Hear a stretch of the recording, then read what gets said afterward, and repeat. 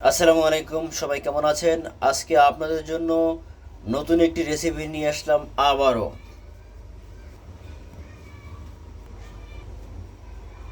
আজকে একটি আস্ত ইলিশ মাছ ভুনা করব, সেটি আপনাদেরকে দেখাবো।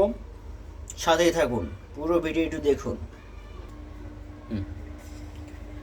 এবারে তেলের ভিতরে ছেড়ে দেব।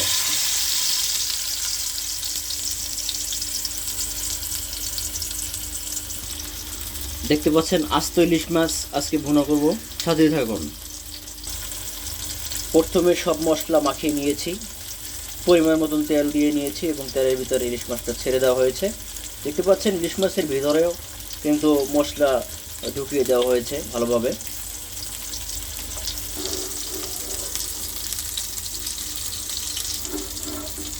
ঘুরিয়ে ঘুরিয়ে ভাজতে হবে।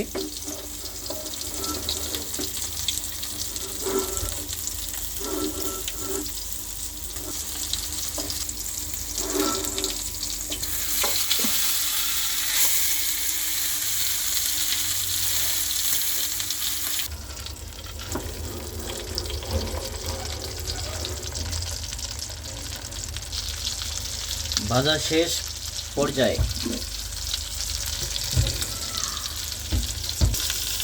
এবার ঝোল দিয়ে দেব।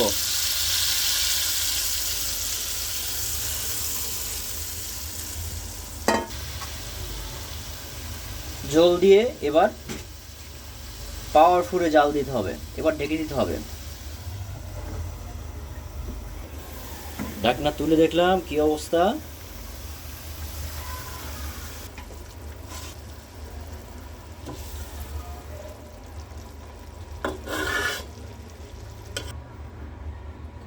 ইলিশ মাছ রান্না শেষ, এবার খেয়ে দেখবো কেমন স্বাদ হয়েছে। দেখতে পাচ্ছেন সুন্দর একটি কালার চলে আসছে। তো সবাই ভালো থাকবেন। আসসালামু আলাইকুম।